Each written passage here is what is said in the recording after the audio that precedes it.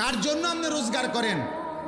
এত টাকা, এত ঘাম, এত পয়সা আপনি রোজগার করছেন ওর জন্য? কার জন্য বিল্ডিং করলেন? ও তো এক ওয়াক্ত নামাজ পড়ে না। এই দুশ্মন আপনার জন্য কি উপকারে আসবে? কথা বলে না।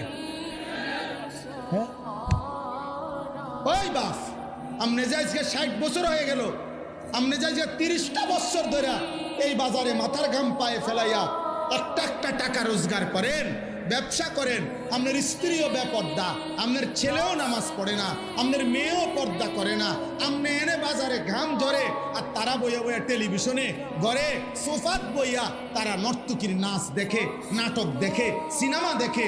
আপনার ছেলে এলাকার আরো 2-4টা বখাটের লগে পুরা দমে মোবাইলে উলঙ্গ ছবি দেখছে, আর আমনের ঘাম বাইয়া বাইয়া পড়তেছে একটা একটা টাকার জন্য।